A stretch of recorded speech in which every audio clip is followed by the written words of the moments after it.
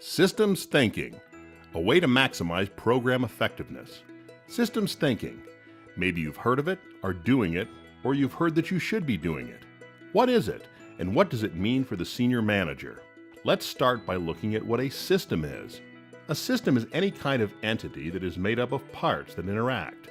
Together, these parts and their interconnections create a whole, which in turn produces some kind of result. Using a systems perspective is important because it helps us to better understand what helps or hinders the success of health interventions. Here's an example.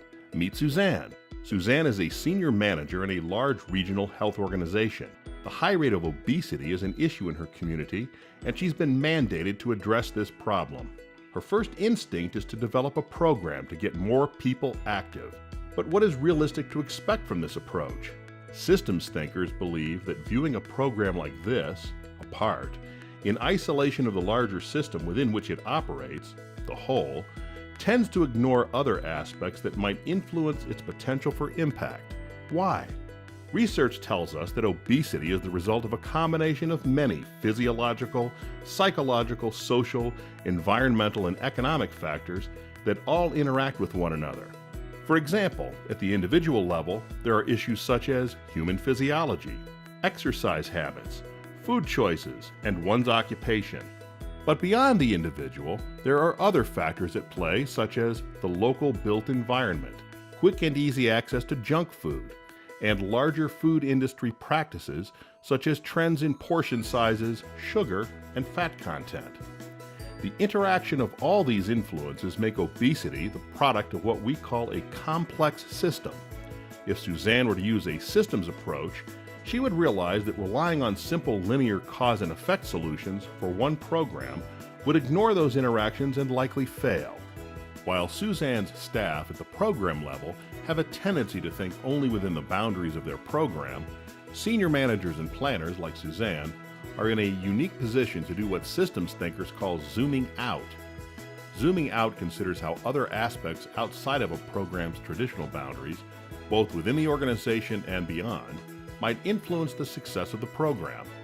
By zooming out and looking at the influence of other interventions, policies, structures, patterns, and norms in the broader system, Suzanne is better able to strategically consider other values and perspectives and the interrelationships among each that may impact obesity rates in her community. In doing so, she can identify more powerful leverage points outside of the program that have the potential to facilitate and support changes in obesity.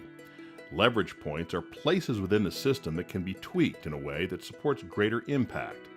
For example, are there actions Suzanne and her team might take that could increase the community's access to opportunities for physical activity?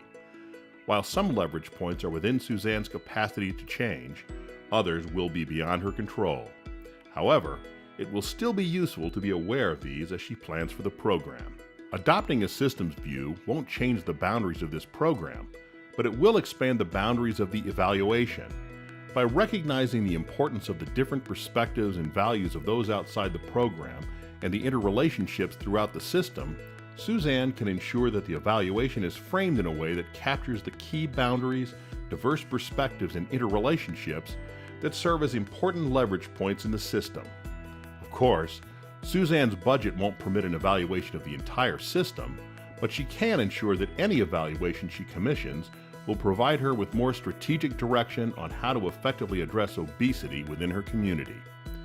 For example, in addition to recommendations for improving the program, the results of the evaluation might indicate opportunities for new partnerships or external policy change.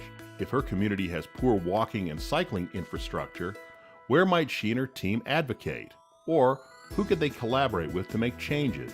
By asking these questions, Suzanne is finding that using a systems approach helps her focus on the broader issue of obesity in her community instead of a single program in her organization. She gains a better understanding of what external factors are influencing the program's success and can set more reasonable expectations of what it can accomplish. She's also learning what needs to change both within and outside of the program to better maximize her organization's effectiveness. Many now believe that a systems approach holds the most promise for addressing complex health problems like obesity, which is not only good for Suzanne, but good for everyone.